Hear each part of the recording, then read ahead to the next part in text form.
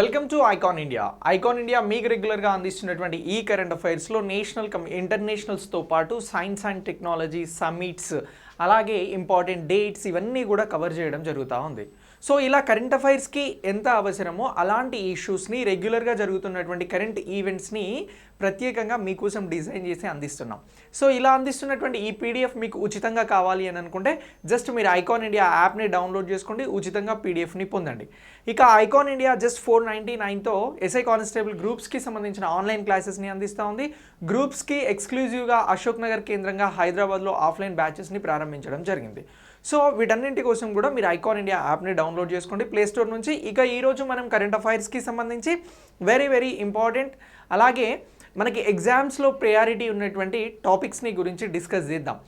First మనం ఏ టాపిక్ని discuss చేద్దామని అంటే నేషనల్ ఇంటర్నేషనల్ పాయింట్ ఆఫ్ వ్యూలో మాల్దీవ్స్కి భారత్కి సంబంధించినటువంటి డిఫెన్స్ పరమైనటువంటి రక్షణ పరమైనటువంటి అంశం గురించి డిస్కస్ చేద్దాం. డిఫెన్స్ రిలేటెడ్గా ఉండేటువంటి అంశాలు ఏవైతే ఉంటాయో వీటికి ఎగ్జామ్లో ప్రయారిటీ అనేది ఉంటుంది. సో ఇటీవల భారత్ ఏ దేశంతో రక్షణ ఒప్పందాలు చేసుకుంది, లేదంటే వాయుసేనలకి సంబంధించి కానీ అలాగే నేవీకి సంబంధించినటువంటి జరిగేటువంటి ఎక్సర్సైజెస్ కానీ ఇలాంటి వాటి అన్నింటిపైన కూడా ఫోకస్ చేయాల్సి ఉంటుంది. సో ఇటీవల మనం మిలాన్ ఎక్సర్సైజ్ గురించి చెప్పినాం, ఇది భారత విశాఖపట్నంలో జరుగుతుందని. ఇలాంటివి చాలా important purely examination point of వ్యూలో. సో ఇక్కడ మనం డిస్కస్ చేస్తున్నటువంటి ఇప్పుడు మాల్దీవులకి భారత్కి సంబంధించినటువంటి టాపిక్ కూడా రక్షణపరమైనటువంటి టాపిక్ అని అంటున్నాం. మరి అసలు భారతదేశం అనేది ఇలా ఉంది. సో దీనికి సంబంధించి మాల్దీవ్స్ ఎక్కడ ఉన్నాయి సార్ అని అంటే ఇగో ఇక్కడ ఉన్నాయండి మాల్దీవ్స్. ఫస్ట్ దీన్ని ఐడెంటిఫై చేయండి మీరు. సో శ్రీలంక అనేది భారతదేశానికి ఇక్కడ ఉంది, మీ అందరికీ తెలుసు. ఇప్పుడు మాల్దీవ్స్ అనేవి ఇక్కడ ఉన్నాయి. ఈ మాల్దీవ్స్ అనేవి హిందూ మహాసముద్రంలో చాలా వ్యూహాత్మకమైనటువంటివి. ఎక్కడ అంటున్నాం? హిందూ మహాసముద్రంలో వ్యూహాత్మకంగా ఉన్నటువంటివే మాల్దీవ్స్ అని చెప్పేసి చెప్పడం జరుగుతూ ఉంది. సో మరి ఈ మాల్దీవ్స్కి సంబంధించి భారత్కి సంబంధించి ఇప్పుడు రక్షణపరమైనటువంటి అంశాలపైన డెవలప్మెంట్స్ ఉన్నాయి అని అంటున్నాం. భారతదేశం ఇక్కడుంది, మాల్దీవ్స్ ఇక్కడున్నాయి, హిందూ సముద్రంలో ఇవి వ్యూహాత్మకంగా ఉన్నాయి. ఏదైతే హిందూ ఓషన్ ఉందో దానిలో వ్యూహాత్మకంగా ఉన్నటువంటి దీవులే ఈ మాల్దీవ్స్. సో ఈ మాల్దీవులకి సంబంధించి ఇటీవల భారతదేశానికి సంబంధించినటువంటి డిఫెన్స్ సెక్రటరీ ఎవరు అని అంటున్నాం, రక్షణ కార్యదర్శి ఈ మాల్దీవ్స్ని విజిట్ చేయడం జరిగింది, మాల్దీవ్స్కి వెళ్ళడం జరిగింది. మరి ఎందుకోసం వెళ్ళారు? ఈ రక్షణ కార్యదర్శి పేరేంటి అని అంటే డాక్టర్ అజయ్ కుమార్ అని అంటున్నాం. ఎవరు? డిఫెన్స్కి సంబంధించినటువంటి సెక్రటరీ అని అంటున్నాం. సో ఇతని పేరు వచ్చి అజయ్ కుమార్ అని చెప్పేసి అంటా ఉన్నాం. సో ఈ అజయ్ కుమార్ గారు ఇప్పుడు ఎక్కడికి వెళ్ళారు అని అంటే మాల్దీవ్స్కి వెళ్ళారు. మాల్దీవ్స్కి ఎందుకు వెళ్ళారు అని అంటే ఈ రెండవ డిఫెన్స్ కోఆపరేషన్ డైలాగ్కి సంబంధించి ఏమంటున్నాం, రెండవ డిఫెన్స్ కోఆపరేషన్ డైలాగ్కి సంబంధించి మాల్దీవ్స్తో చర్చించేందుకు, భారత్కి మాల్దీవ్స్కి ఉన్నటువంటి అంశాలపైన మాట్లాడేందుకు అజయ్ కుమార్ గారు వెళ్ళడం జరిగింది. సో మరి ఇక్కడ రెండవ డిఫెన్స్ కోఆపరేషన్ డైలాగ్ అనేది మనకి ఇంపార్టెంట్. సో ఇటీవల భారత్ ఫిబ్రవరిలో ఏ దేశంతో రెండవ డిఫెన్స్ కోఆపరేషన్ డైలాగ్ని నిర్వహించింది అని అంటే మనం మాల్దీవ్స్ అని చెప్పేసి చెప్పాల్సి ఉంటుంది. మరి ఈ డిఫెన్స్ కోఆపరేషన్ డైలాగ్ అనేది భారతదేశ విధాన స్థాయి ఫ్రేమ్వర్క్లలో ఒకటిగా ఉంది. సో ఇప్పుడు ఏమంటున్నాం, ఈ డిఫెన్స్ కోఆపరేషన్ డైలాగ్ అనేటువంటిది ఏదైతే ఉందో ఇది భారతదేశానికి సంబంధించినటువంటి విధాన స్థాయి ఫ్రేమ్వర్క్లలో ఒకటిగా ఇంపార్టెంట్గా ముఖ్యమైనదిగా ఉన్నది అని చెప్పేసి చెప్తా ఉన్నాం. సో ఇలా ఈ రెండవ డిఫెన్స్ కోఆపరేషన్ డైలాగ్కి సంబంధించి ఈ మాల్దీవ్ నేషనల్ డిఫెన్స్ ఫోర్స్తో, ఎవరితో? మాల్దీవ్ డిఫెన్స్ ఫోర్స్తో, మాల్దీవ్స్కి సంబంధించినటువంటి నేషనల్ డిఫెన్స్ ఫోర్స్తో చర్చల కోసం ఈ అజయ్ కుమార్ గారు మాల్దీవులకు వెళ్ళడం జరిగింది భారతదేశం నుంచి. సో ఈ మాల్దీవులు అనేవి హిందూ మహాసముద్రంలో వ్యూహాత్మకంగా ఉన్నాయి అని చెప్పేసి చెప్తా ఉన్నాం. సో ఇలా దీనికి సంబంధించి ఈ ద్వైపాక్షిక రక్షణ సంబంధాల బలోపేతం అనేది ఇక్కడ లక్ష్యంగా ఉంది అని చెప్పేసి కూడా మనం చెప్పాల్సి ఉంటుంది. సరే, మాల్దీవులకి అంత ప్రాముఖ్యత ఇవ్వాల్సిన అవసరం ఉందా అని అంటే ఉంది. భారతదేశానికి హిందూ మహాసముద్రం అనేది దక్షిణాన ఉంది. ఈ దక్షిణాన ఉన్నటువంటి హిందూ మహాసముద్రంలో చైనా ప్రాబల్యం అనేది పెరుగుతూ ఉంది. ఇప్పటికే ఈ శ్రీలంక అనేటువంటి దేశానికి చైనా ఎక్కువ మొత్తంలో అప్పులను ఇచ్చింది. సో ఇక్కడ కొన్ని పోర్ట్స్ని కూడా శ్రీలంకకి సంబంధించినటువంటి కొన్ని పోర్ట్స్ ఏవైతే ఉన్నాయో ఈ పోర్ట్స్ని కూడా చైనా వాడుకుంటా ఉంది. సో అలానే ఈ మాల్దీవులకి సంబంధించి వ్యూహాత్మకంగా హిందూ మహాసముద్రంలో వ్యూహాత్మకంగా ఉన్నటువంటి దీనికి సంబంధించి డిఫెన్స్ పరమైనటువంటి అంశాలకి సంబంధించి భారత్కి మాల్దీవులు అనేవి అత్యంత కీలకం అని అంటున్నాం. సో ఇలా ఈ మొదటి డిఫెన్స్ కోఆపరేషన్ డైలాగ్ అనేది ఎప్పుడు జరిగింది అని అంటే అబ్దుల్లా యామిన్ అబ్దుల్లా గయూ అధ్యక్షతన 2016 జూలైలో జరిగింది. మనం ఇప్పుడు రెండవ సమావేశం అనేది ఈ జనవరి 2019లో జరిగింది అని అంటున్నాం. సో దీనికి సంబంధించినటువంటి డెవలప్మెంట్స్ కోసం ఇప్పుడు ఈ అజయ్ కుమార్ గారు మాల్దీవ్స్కి వెళ్ళడం జరిగింది అని అంటున్నాం. మొదటి డిఫెన్స్ కోఆపరేషన్ సమావేశం అనేది ఈ డైలాగ్ అనేది అబ్దుల్లా యామిన్ అబ్దుల్ గయామ్ అధ్యక్షతన 2016లో జరిగింది అని అంటున్నాం. ఇక హిందూ మహాసముద్రం గుండా వెళ్తున్నటువంటి వాణిజ్య సముద్రానికి సంబంధించినటువంటి మార్గాల కూడల్లో ఈ మాల్దీవులు అనేవి వ్యూహాత్మకంగా ఉన్నాయి అని చెప్పేసి మనం చెప్పడం జరుగుతూ ఉంది. ఇక ముఖ్యంగా ఇది భారతదేశానికి సంబంధించి చాలా వ్యూహాత్మకమైనటువంటి ప్రాంతం హిందూ మహాసముద్రానికి సంబంధించి. సో ఇలా ఈ మాల్దీవ్స్కి సంబంధించి డిఫెన్స్ కోఆపరేషన్ డైలాగులు మనం గుర్తుంచుకోవాల్సి ఉంటుంది. ఇక మాల్దీవులకి భారత్కి సంబంధించి ఈ డిఫెన్స్ కోఆపరేషన్ డైలాగ్ అనేది ఇప్పుడు లేటెస్ట్ అప్డేట్ కదా. మరి ఈ రక్షణ సంబంధాలు ఎలా ఉన్నాయి ఇరు దేశాలకి సంబంధించి అని అంటే 1988 నుంచి ఇరు దేశాల మధ్యన రక్షణ అలాగే భద్రత, సో వీటికి సంబంధించి సహకారం అనేది కొనసాగుతూ ఉంది. ఎప్పటి నుంచి రక్షణపరమైనటువంటి ఒప్పందాలు మాల్దీవ్స్కి భారత్కి ఉన్నాయి అని అంటే 1988 నుంచి స్టార్ట్ అయినాయి. ఇవి రక్షణకి సంబంధించి భద్రతకి సంబంధించి. సో ఈ సహకారం అనేది మాల్దీవులకి అలాగే భారత్కి మధ్యన ఉంది అని అంటున్నాం. ఇక మాల్దీవులకి సంబంధించినటువంటి రక్షణ శిక్షణ ఏదైతే డిఫెన్స్కి సంబంధించినటువంటి ట్రైనింగ్స్ ఉన్నాయో వాటితో పాటు డిఫెన్స్కి సంబంధించినటువంటి పరికరాల సహాయం అనేది కూడా భారత్ చేస్తూ ఉంది అని అంటున్నాం. ఎప్పటి నుంచి 1988 నుంచి. సో అలాగే మాల్దీవ్స్కి సంబంధించి మాల్దీవియన్ నేషనల్ డిఫెన్స్ ఫోర్స్ అనేది ఉంది. సో భారతదేశం అత్యధిక సంఖ్యలో శిక్షణ అవకాశాలని కూడా అందించడం జరుగుతూ ఉంది. ఎవరికి? మాల్దీవ్స్కి సంబంధించి నేషనల్ డిఫెన్స్ ఫోర్స్ అనేది ఉంది. సో దీనికి సంబంధించి ఎక్కువ ట్రైనింగ్స్ అనేది కూడా భారతదేశం నుంచి అందించడం జరుగుతూ ఉంది అని అంటున్నాం. సో ఇలా ఈ రక్షణ శిక్షణ అవసరాల కోసం దాదాపు 70% మనం అందించడం జరుగుతూ ఉంది. ఇక 2016లో రక్షణ భాగస్వామ్యాన్ని పటిష్టం చేసేందుకు రెండు దేశాలు సమగ్ర కార్యాచరణ పైన సంతకం చేశాయి. అందులో భాగంగా ఇప్పుడు మాల్దీవులకి అలాగే భారత్కి సంబంధించి ఈ డిఫెన్స్ కోఆపరేషన్ డైలాగ్ అనేది ఇంపార్టెంట్గా మారింది 2016 నుంచి. కానీ మనం ఏమంటున్నాం 1988 నుంచే ఇరు దేశాల మధ్యన రక్షణ భద్రతకి సంబంధించి ఒక కోఆపరేషన్ అనేది నడుస్తూ ఉంది. కానీ పర్టికులర్గా ఇక్కడ ఏదైతే రక్షణకి సంబంధించి ఇప్పుడు ఇస్తున్నటువంటి ఏమంటున్నాం ఈ డిఫెన్స్ కోఆపరేషన్ డైలాగ్ అనేది వెరీ వెరీ ఇంపార్టెంట్ అని అంటున్నాం. ఇది 2016 నుంచి స్టార్ట్ అయింది. సార్ మరి ఈ మాల్దీవులు స్వతంత్ర దేశమా, ఇది ఏ దేశం కిందనైనా పాలించబడిందా అని అంటే బ్రిటిష్ వారు మాల్దీవ్స్ని కూడా పరిపాలించడం జరిగింది. ఈ మాల్దీవ్స్ని బ్రిటిష్ వాళ్ళు పరిపాలించడం జరిగింది. ఎప్పుడు వీరికి స్వాతంత్రం వచ్చిందంటే 1966లో రావడం జరిగింది. ఎప్పుడు వచ్చింది అని అంటున్నాం మాల్దీవ్స్కి స్వతంత్రం 1966లో రావడం జరిగింది. ఇక భారత్తో ఈ డిఫెన్స్ పరమైనటువంటి ఒప్పందాలు ఏవైతే ఉన్నాయో ఇవి 1988 నుంచి స్టార్ట్ అయ్యాయి. ఇక ఎస్పెషల్లీ డిఫెన్స్ కోఆపరేషన్ డైలాగ్ అనేది 2016 నుంచి స్టార్ట్ అయింది. ఇవన్నీ కూడా ఈ టాపిక్లో కీలక అంశాలుగా మీరు గుర్తుంచుకోండి. సో డిఫెన్స్ రిలేటెడ్గా మనల్ని ఎగ్జామ్లో అడిగినప్పుడు ఇవన్నీ కూడా ప్రాధాన్యత ఉంటుంది మనకి. Okay right. ఇక దీని తర్వాత next new India literacy programme గురించి తెలుసుకుందాం. సో నూతన భారతదేశ అక్షరాస్యత ప్రోగ్రామ్ అని అంటున్నాం. దీన్నే న్యూ ఇండియా లిటరసీ ప్రోగ్రామ్ అని చెప్పేసి కూడా అంటా ఉన్నాం. సో మరి ఈ న్యూ ఇండియా లిటరసీ ప్రోగ్రామ్కి సంబంధించి ఇప్పుడు ఈ స్కీమ్ని అనౌన్స్ చేయడం జరిగింది. ఎప్పటి నుంచి ఎప్పటి వరకు అనంటే 2022 నుంచి 2027 కాలానికి.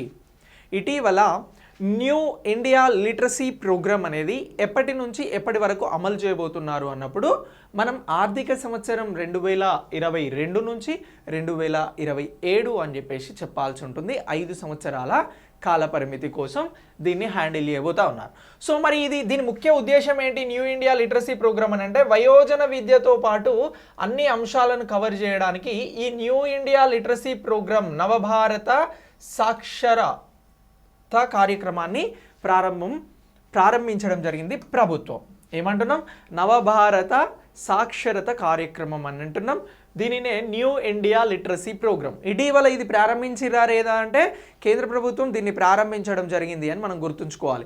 ఏ ఫైనాన్షియల్ ఇయర్ నుంచి ఏ ఫైనాన్షియల్ ఇయర్ వరకు అని అంటే 2022 నుంచి 2027 వరకు 5 సంవత్సరాల కాల పరిమితికి అని అన్నది. ఇది దేనికి ప్రాధాన్యత ఇస్తుంది అని అంటే వయోజన విద్యకి ఇది ప్రాధాన్యత ఇంపార్టెన్స్ ఇవ్వడం జరుగుతుంది అని చెప్పేసి మనం గుర్తుంచుకోవాల్సి ఉంటుంది. ఇక ఈ పథకం యొక్క లక్ష్యాలు ఏంటి అని అంటే అక్షరాస్యత మరియు సంఖ్యా జ్ఞానాన్ని, అలానే 21వ శతాబ్దపు పౌరునికి అవసరమైన క్లిష్టమైన జీవిత నైపుణ్యాలను పెంపొందించడం అనేది ఈ పథకం యొక్క లక్ష్యంగా ఉంది. ఏమంటున్నాం?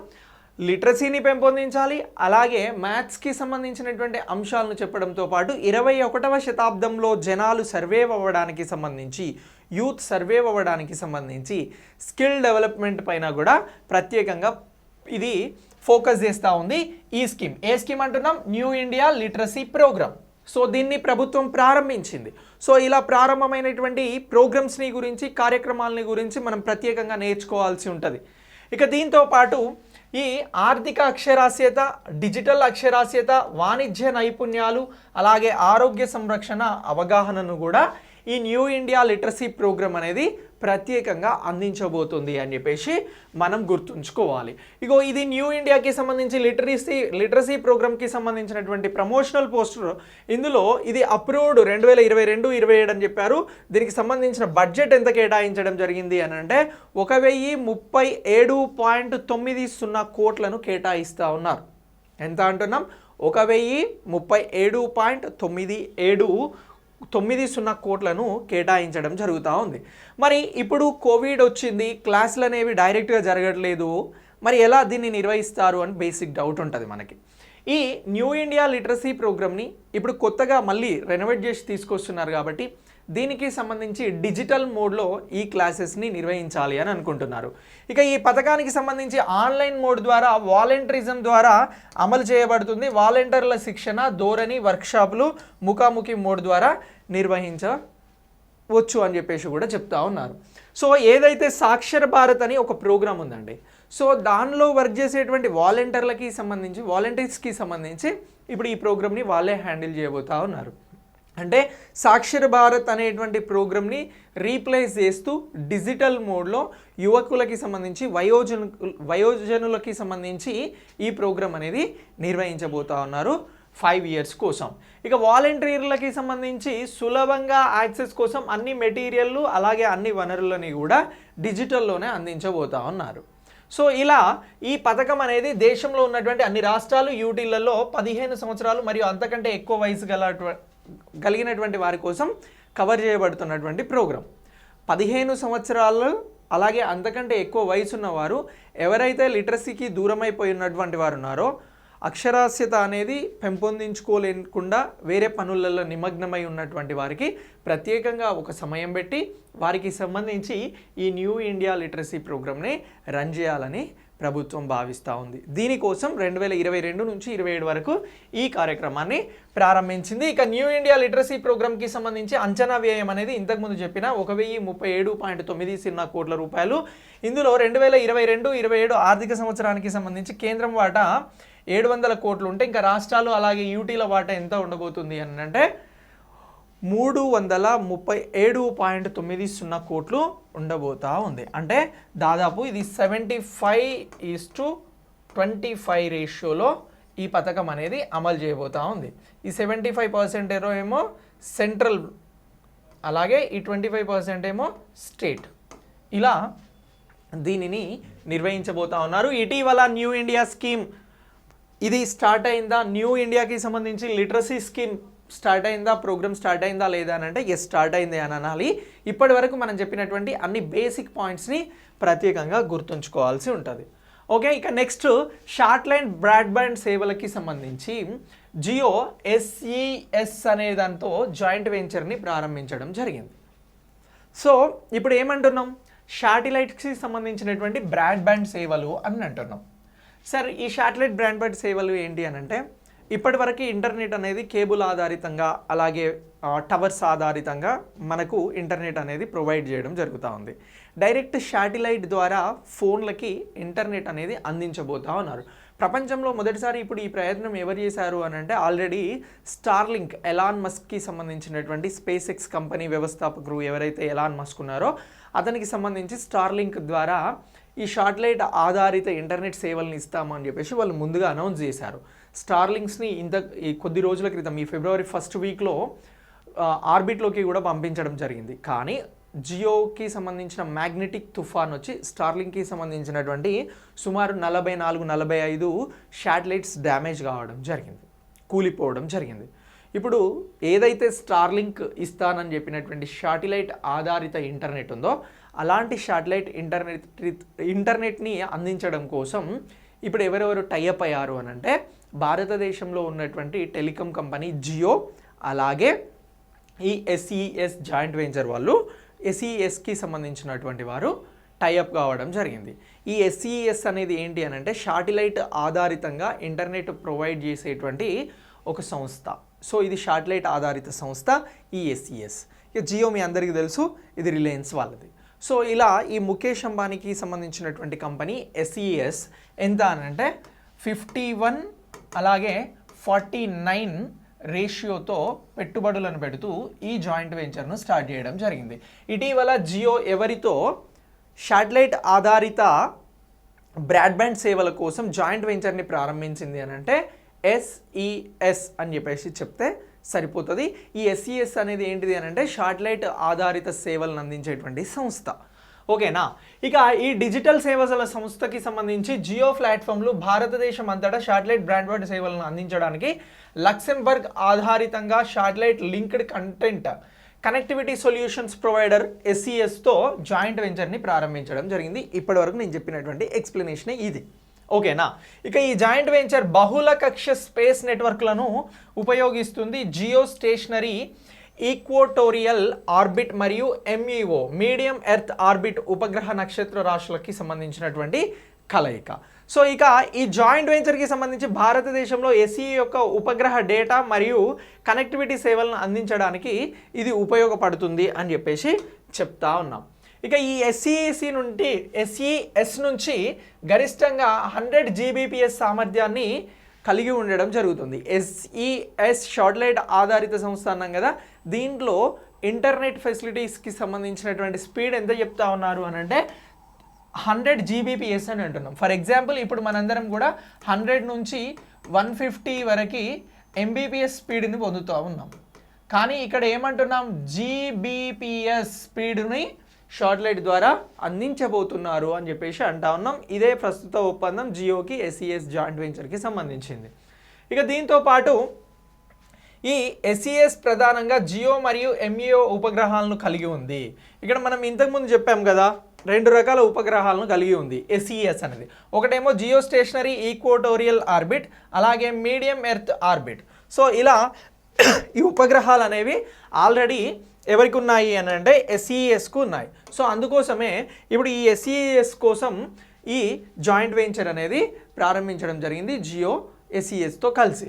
సో ఇలా ఎలాన్ మస్క్ నేతృత్వంలో స్టార్లింక్ అనేది భారతీ గ్రూప్ యొక్క OneWeb యొక్క గ్రూప్ ఉపగ్రహాలు తక్కువ భూకక్షలో ఉన్నాయి. అది దాన్ని ఏమంటున్నాం, లో ఎర్త్ ఆర్బిట్ అని అంటున్నాం. ఇప్పుడు ఆల్రెడీ స్టార్లింక్ గురించి నేను చెప్పాను. ఆ స్టార్లింక్ అలాగే ఎయిర్టెల్కి సంబంధించినటువంటిదే భారతీ గ్రూప్.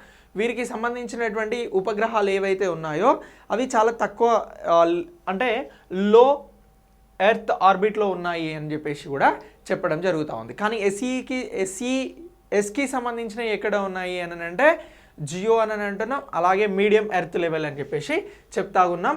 ఇక ఈ ఉపగ్రహం యొక్క ఎత్తు భూమి యొక్క వైశాల్యానికి నేరుగా అనులోమానుపాతంలో ఉంటుంది. అందువల్ల ఉపగ్రహం ఎత్తులో ఉంచబడిందో అది పెద్ద ప్రాంతాన్ని కవర్ చేస్తుంది అని అంటున్నాం. Very simple. స్టార్లింక్ అంటే జియో అనేది అద్భుతమైన ఇంటర్నెట్ని ఇవ్వబోతుంది అని చెప్తా ఉన్నారు ఈ ఓవరాల్ కాన్సెప్ట్లో. ఎలా అని అంటే లో ఎర్త్ ఆర్బిట్లో ఉన్నటువంటి ఉపగ్రహాలు తక్కువ స్పేస్ని, తక్కువ ఏరియాను కవర్ చేస్తాయి.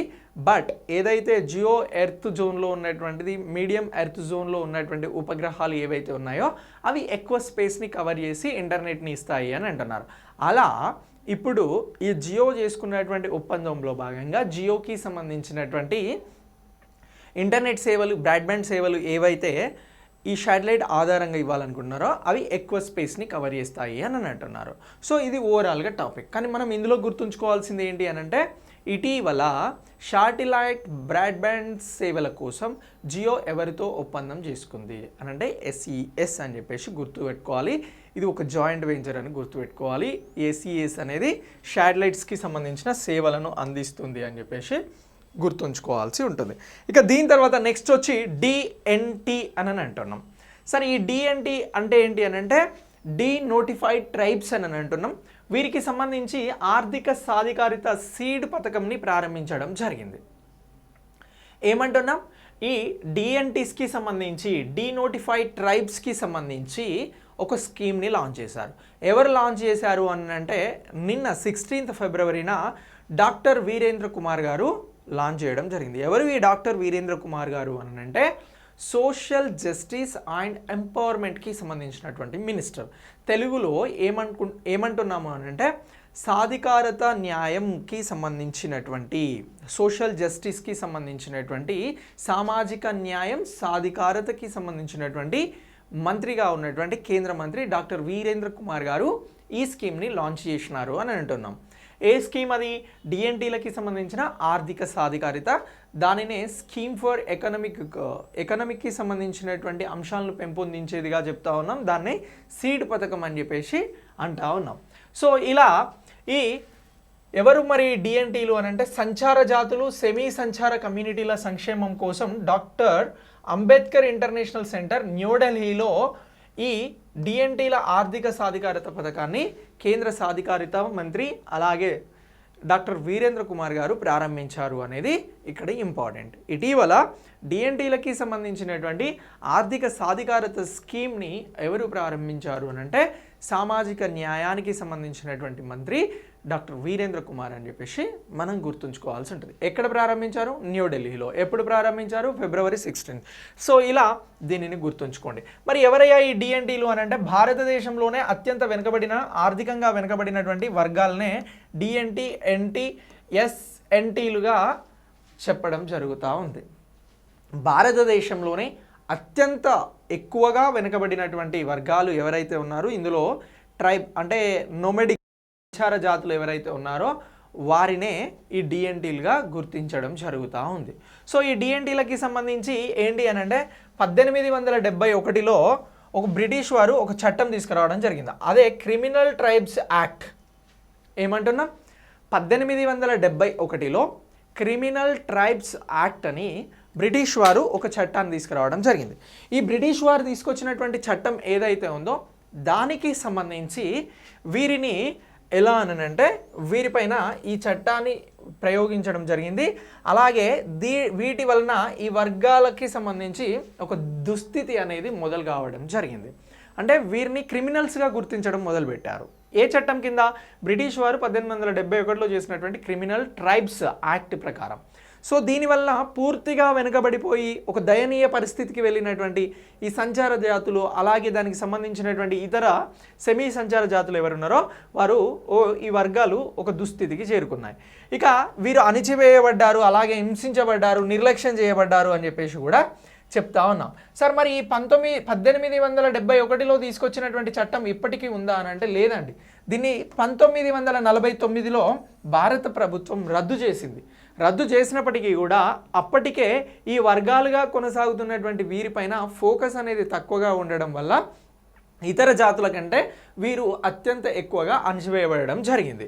సో ఇలా వలస ప్రభుత్వ విధానాల జీవితాలను మరియు జీవనోపాధికి ప్రతికూలంగా వీరు ప్రభావితం అవుతున్నారు. కాబట్టి వీరి ఆర్థిక సాధికారిత కోసం ఇప్పుడు DNTలకి సంబంధించి సీడ్ అనేటువంటి పథకాన్ని ప్రారంభించారు అని చెప్పేసి అంటా ఉన్నాం. సో అలాగే ఈ మొదటి డిఎన్టీ ప్రభుత్వం మొదటి ఎన్డీఏ ప్రభుత్వం ఏదైతే ఉందో, సో అంటే వాజ్పేయి గారి టైంలో ఉన్నటువంటి టైంలో ఈ 2003 అక్టోబర్లో డిఎన్టీలకి సంబంధించి మొదటగా ఒక కమిషన్ని ఏర్పాటు చేశారు. ఆ తర్వాత 2008లో కూడా డిఎన్టీలకి సంబంధించి మరొక కమిషన్ని ఏర్పాటు చేయడం జరిగింది.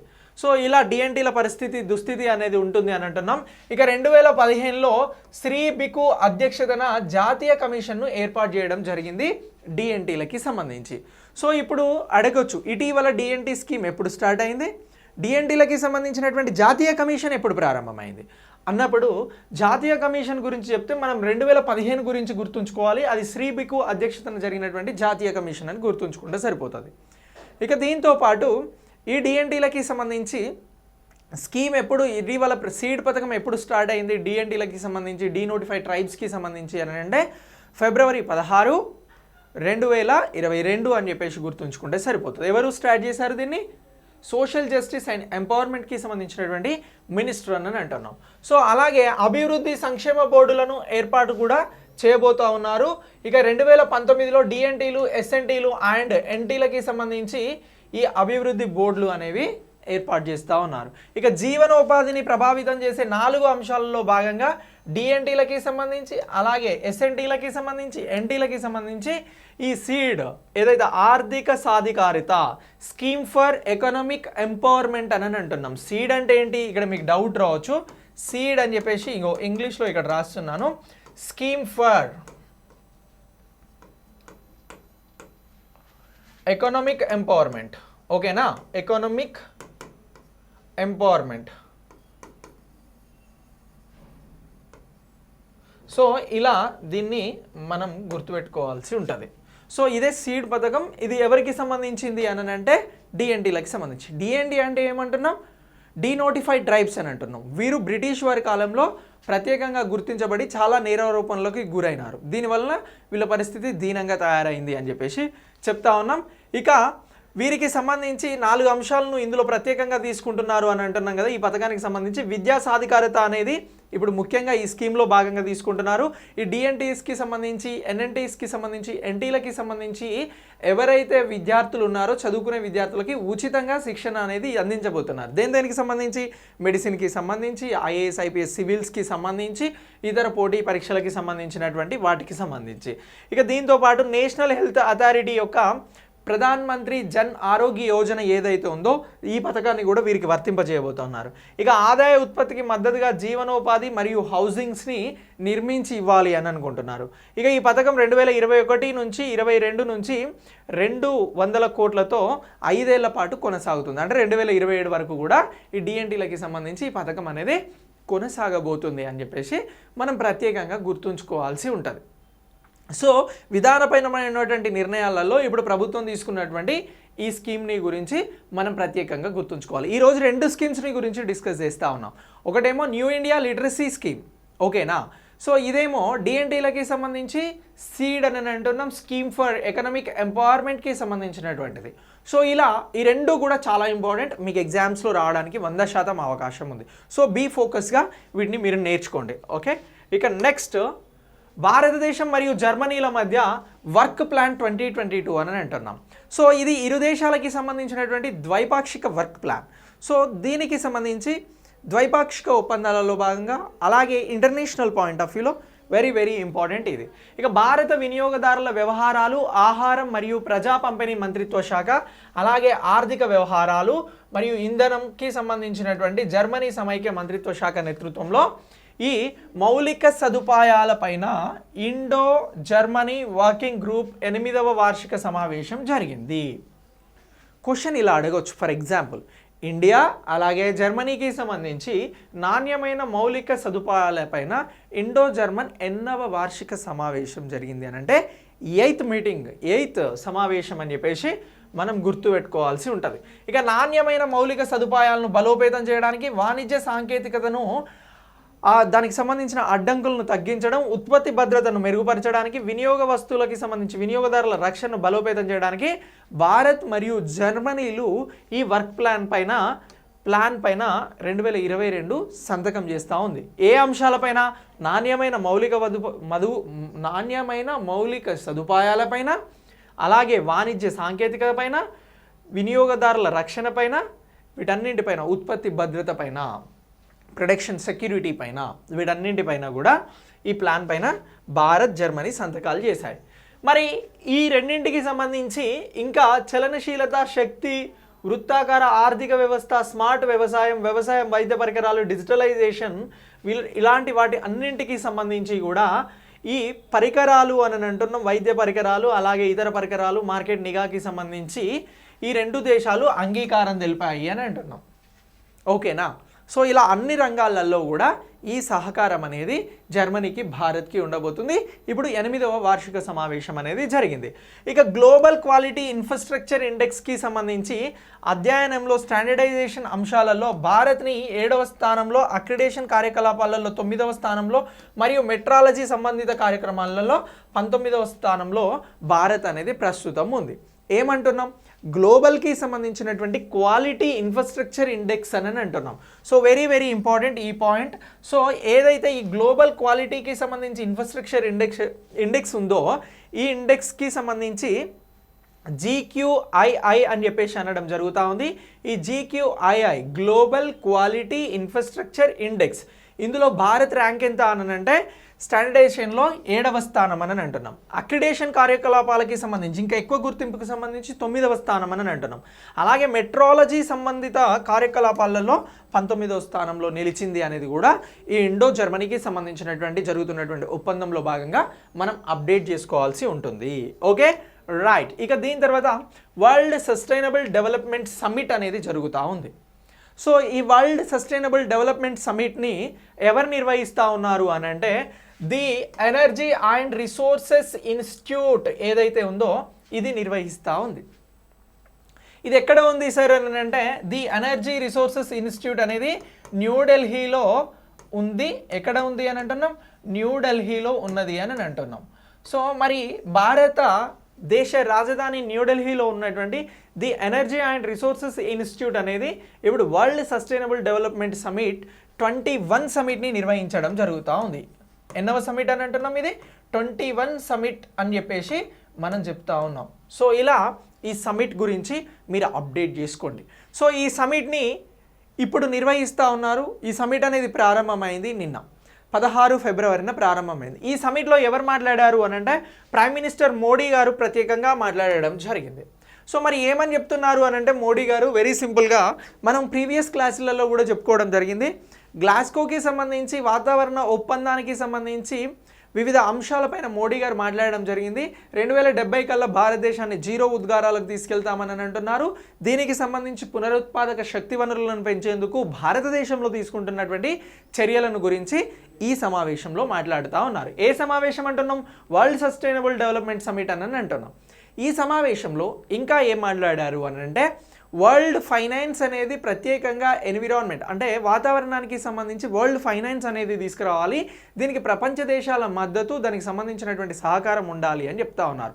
ప్రపంచ దేశాలలో వాతావరణ మార్పులు అనేవి తీవ్రంగా ఈ ప్రపంచాన్ని ప్రభావితం చేస్తున్నాయి. కాబట్టి ఈ వరల్డ్ సస్టైనబుల్ డెవలప్మెంట్కి సంబంధించినటువంటి సమిట్లో భాగంగా భారత్లో చేపడుతున్నటువంటి కార్యక్రమాలు కావచ్చు, అంటే ఇటీవల తీసుకొచ్చినటువంటి PM కుసుమ్ కావచ్చు, అలాగే పునరుత్పాదక శక్తి వనరులకి సంబంధించి భారత్ తీసుకుంటున్నటువంటి నిర్ణయాలు, అలాగే Bharat one sun one world one grid అని చెప్పేసి తీసుకొచ్చినటువంటి సోలార్కి సంబంధించినటువంటి ఇతర అంశాలు, వీటన్నింటినీ కూడా ప్రత్యేకంగా మోడీ గారు ఈ సమావేశంలో ప్రకటించడం జరిగింది. ఇక వాతావరణానికి సంబంధించి ఈ న్యాయం జరగాలి అని అంటే పర్యావరణ సుస్థిరత అనేది సాధించడం తప్పనిసరి అని చెప్పేసి మాట్లాడారు. ఇక వాతావరణ చర్యలకి సంబంధించి తగిన ఫైనాన్సింగ్ కూడా అవసరం గురించి చెప్పడం జరిగింది. ఇక భారతదేశం ప్రపంచ భూభాగంలో 2.4% ఉంది. ఇక ప్రపంచంలోని జాతులు దాదాపు భారతదేశంలో ఎంతున్నాయి అని అంటే 8% ఉన్నాయి. ఇక భారతదేశం భారీ వైవిధ్యతతో కూడుకున్న దేశం అని, అలాగే ఈ పర్యావరణాన్ని కాపాడుకోవడానికి అన్ని అంశాలను ముందుకు తీసుకెళ్తున్నామని చెప్పేసి మోడీ గారు మాట్లాడడం జరిగింది. సో ఇలా మీరు ఈ వరల్డ్ సస్టైనబుల్ డెవలప్మెంట్ సమిట్ గురించి గుర్తుంచుకోవాలి. సో దీన్ని ఎవరు నిర్వహించారు అని అంటే the Energy and Resources institute, ఒకప్పుడు దీన్ని టాటా ఇన్స్టిట్యూట్ అనేది 2003లో దీన్ని పేరు మార్చారు. ఏమని పిలుస్తున్నారు 2003 నుంచి? The Energy and Resources Institute అని చెప్పేసి పిలవడం జరుగుతుంది. ఇది ఇప్పుడు 21 సమిట్, ఏ summit? World Sustainable Development Summit అనేది నిర్వహిస్తుంది. సార్ మరి ఇది ఎందుకు నిర్వహిస్తుంది అని అంటే ఇది ఎన్విరాన్మెంట్ ఇష్యూస్ పైన అలాగే సస్టైనబుల్ డెవలప్మెంట్కి సంబంధించినటువంటి ఇష్యూస్ పైన ప్రత్యేకంగా పనిచేయడం జరుగుతుంది. ఇది ఒక లాభాపేక్ష లేనటువంటి సంస్థ, ఓకేనా? సో ఇలా దీనిని గుర్తుంచుకోవాలి. ఇది న్యూఢిల్లీలో ఉంది అని అంటున్నాం, ఓకే. ఇక దీంతో పాటు లైఫ్ స్టైల్ ఫర్ ఎన్విరాన్మెంట్కి సంబంధించి ప్రో ప్లానెట్ పీపుల్ అనేటువంటి 2 కార్యక్రమాలని కూడా ప్రధానమంత్రి మరొకసారి పునరుద్ధరించడం జరిగింది అని అంటున్నాం, ఓకే. ఇక నెక్స్ట్ ఢిల్లీ పోలీసులకి సంబంధించి, దేశ రాజధాని ఢిల్లీ, ఇక్కడ పోలీసులకి సంబంధించి 75వ ఆవిర్భావ దినోత్సవం అనేది నిర్వహించడం జరిగింది. ఎన్నవ దినోత్సవం అని అంటున్నాం? 75వ ఆవిర్భావ దినోత్సవం. ఢిల్లీ పోలీసింగ్ అనేది ఏర్పడి 75 ఇయర్స్ అవుతుంది.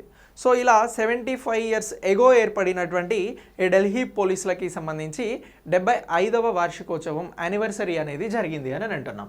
సో దీనిలో ఎవరు పాల్గొన్నారు అని అంటే హోంశాఖ మంత్రి, కేంద్ర హోంశాఖ మంత్రి అమిత్ షా గారు పాల్గొన్నారు.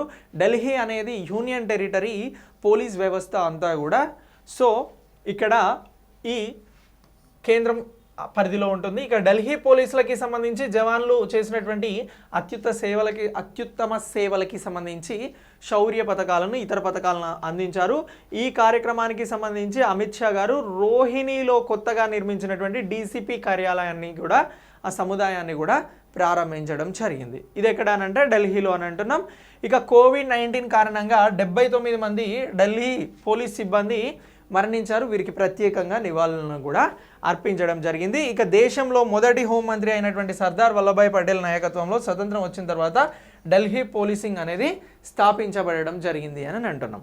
సో ఇలా ఈ ఢిల్లీ పోలీసుల శాంతి, సేవ, న్యాయం నినాదంతో పనిచేస్తూ ఉన్నాయి అని చెప్పేసి కూడా ప్రత్యేకంగా చెప్తా ఉన్నాం. ఇక నిర్మలా సీతారామన్ గారు పంచతంత్రకి సంబంధించినటువంటి ఒక కాయిన్ని కాయిన్ ఏదైతే నాణెం ఉందో దానిని విడుదల చేయడం జరిగింది. అది ఏమంటున్నామనంటే పంచతంత్రకి సంబంధించినటువంటి మొదటి రంగులో ఉన్నటువంటి కలర్ సావనీర్ కలిగినటువంటి కాయిన్ అని అంటున్నాం.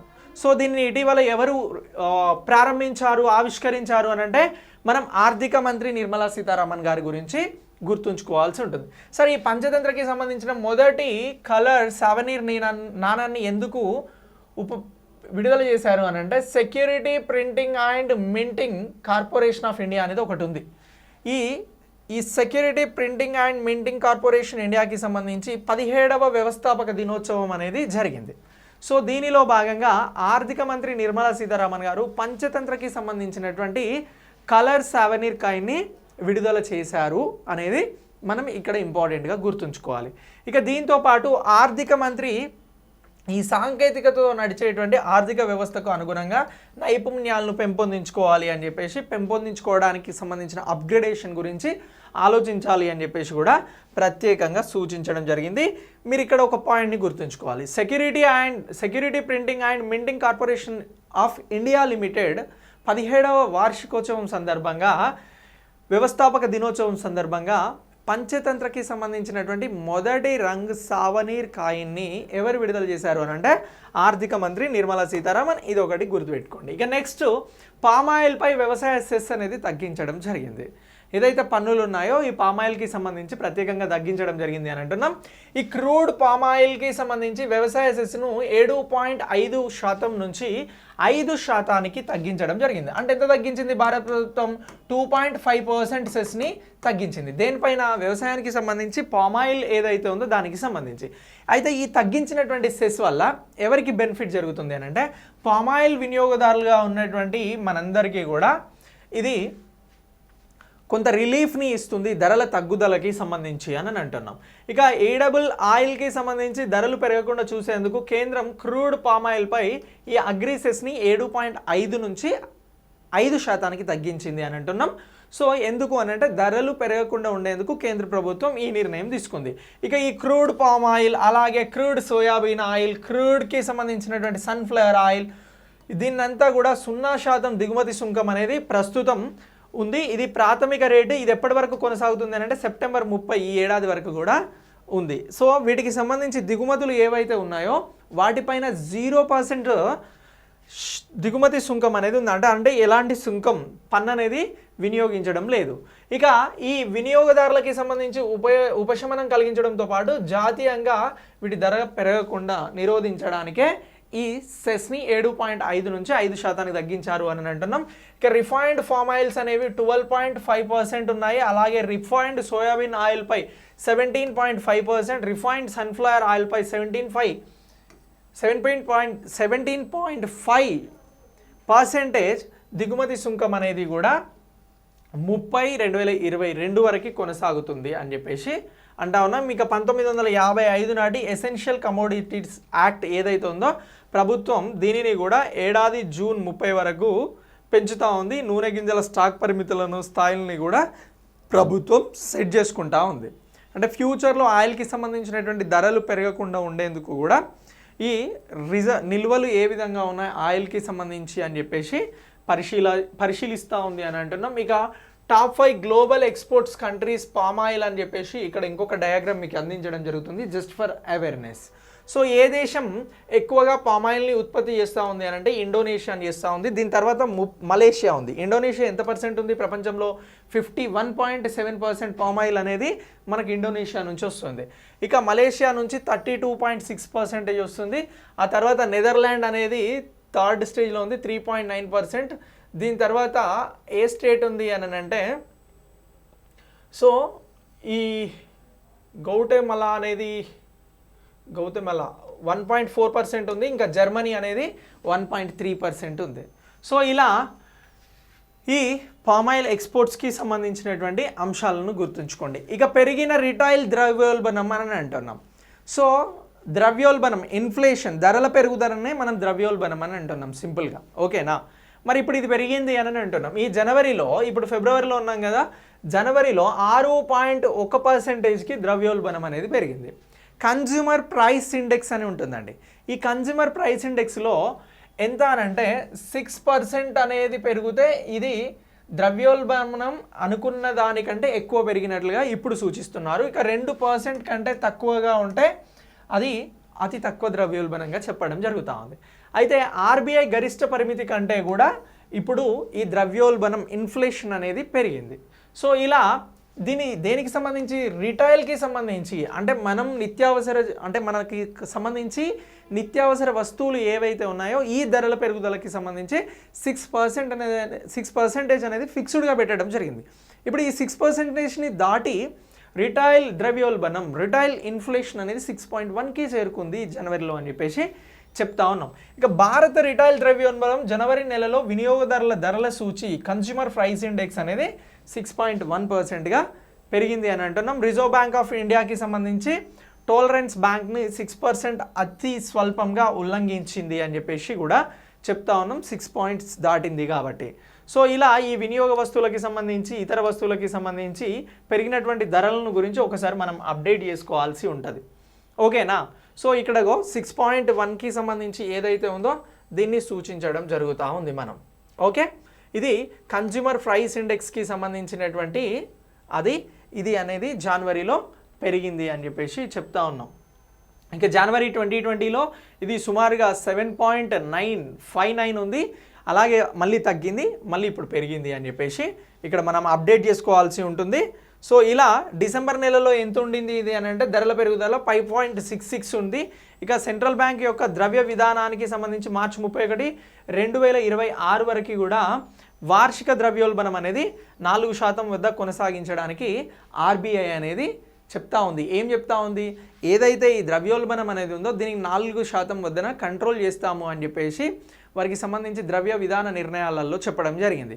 కానీ ఆర్బీఐ చెప్పిన దానికంటే ఇంకో 2.1% ఇప్పుడు పెరిగింది. మ్యాక్సిమం 6కి వెళ్ళొచ్చు అనుకున్నారు, బట్ 6.1కి వెళ్ళింది. ఇప్పుడు ఇది వెరీ వెరీ ఇంపార్టెంట్. జనవరిలో ఏదైతే వినియోగదారులకి సంబంధించి కన్స్యూమర్ ప్రైస్ ఇండెక్స్లో ద్రవ్యోల్బణం ఎంత రికార్డ్ అయింది అని చెప్పేసి ఇండియన్ ఎకానమీ కానీ కరెంట్ ఎకానమీకి సంబంధించి అడిగితే 6.1% అని చెప్పేసి మనం గుర్తుంచుకోవాల్సి ఉంటుంది. సో ఇలా ఇది చాలా చాలా ఇంపార్టెంట్ అని అంటున్నాం. ఇక ఇలా మీరు ఈ కరెంట్ ఎకానమీతో పాటు మనం డిస్కస్ చేసినటువంటి జాతీయ, అంతర్జాతీయ, రీజనల్, అలాగే స్కీమ్స్ వీటన్నింటినీ గురించి కూడా ప్రత్యేకంగా అప్డేట్ చేసుకోండి. Okay, thanks for watching.